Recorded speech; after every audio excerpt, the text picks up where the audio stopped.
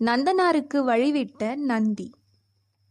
வர்ணாசிரமத்தை ஏற்படுத்தி அடிமை சேவகம் செய்வதற்காகவே தாங்கள் பிறந்திருக்கிறோம் என்று ஒரு இனத்தாரை எண்ண வைத்ததில் வெற்றி கண்டனர். இதில் இன்னொரு விசித்திரம் என்னவென்றால், கோயில் கருவறைக்கு கூட குறிப்பிட்ட சாதியாரைத்தான் அனுமதிப்பார்களாம். காலால் உத்தரவிட்டதை தலையால் செய்து முடிப்பவர்கள் மனிதர்களாக வாழ அருகதையற்றவர்களாம். மேல்தட்டு வர்க்கத்தினர் அவர்களுக்கும் குடும்பம் இருக்கும் என்று நினைத்து பார்த்ததில்லை.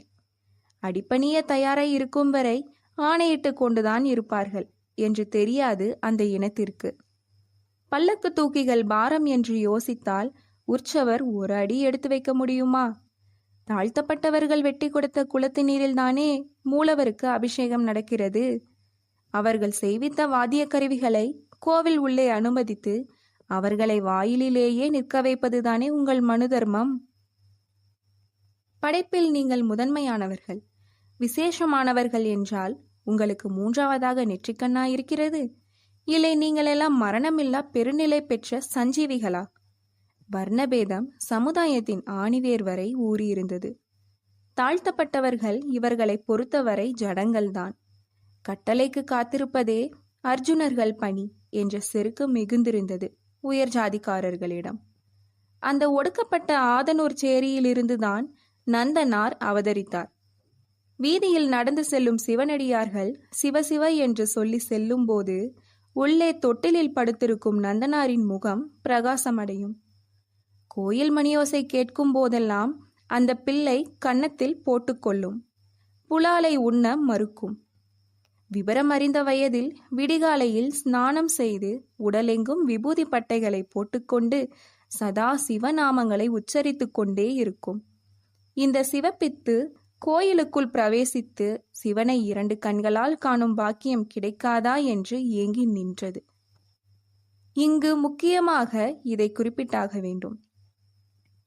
ஆதிசங்கர் அந்த வழியே விஜயம் செய்கிறார். அவரது சீடர்கள் புலையன் ஒருவனிடம் நகர்ந்து கொள்ளுமாறு வலியுறுத்துகின்றனர். நகரமாட்டேன் என்று பிடிவாதம் பிடித்த புலையன் ஆதிசங்கரரிடம், ஞானமடைந்த நீ இன்னும் உடலைத்தான் நீ என்று நினைத்து கொண்டிருக்கிறாயா? பிறப்பால் நீ உயர்ந்தவன், எந்த சாஸ்திரம் சொல்லிக் கொள்கிறது? மனிதனின் உள்ளே இருக்கும் ஆன்மாவை பார்க்க கற்றுக்கொள்ளாத நீ எல்லோரையும் வாதத்தால் வென்று என்ன பயன்? இறப்பை தீட்டு என்கிறார்களே, ஒவ்வொரு சிவன் கோயில்களாக சென்று பாடுகிறாயே, இந்த சிவனே மண்டையொட்டு மாலையுடன் சுடுகாட்டில் ஆடுபவன்தானே. உனக்கும் எனக்கும் என்ன வித்தியாசம் என்று சொல்லிவிட்டு என்னை கடந்து செல் என்றான் அந்த புலையன். நீ பக்தனாகும் போது மற்ற அனைவரும் சிவனாகி விடுகின்றனர். பிணம் மிதக்கும் கங்கையில் தானே குளிக்கிறாய். பிணத்தை எரித்த அஸ்தியை தானே உடலில் பூசுகிறாய்.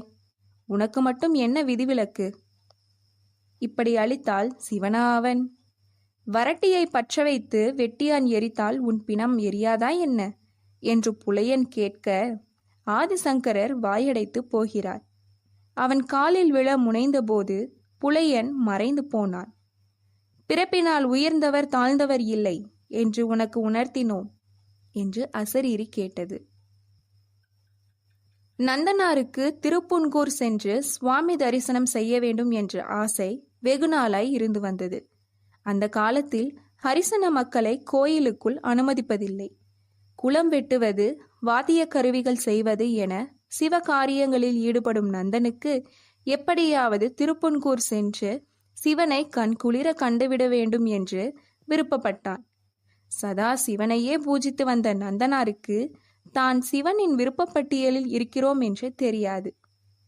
திருப்புன்கூர் சென்று என்னை இந்த குளத்தில் பிறக்க வைத்து நீதானே இப்படி கோயில் வாசலில் நிற்க வைத்து வேடிக்கை பார்க்கிறாய் என நொந்து கொள்ள நந்தனார் தரிசிக்க நந்தி இடையூறாக இருப்பதை உணர்ந்த சிவபெருமான் நந்தியை சற்றே விலகியிரும் பிள்ளாய் என கேட்டுக்கொள்ள நந்தியும் விலகியது.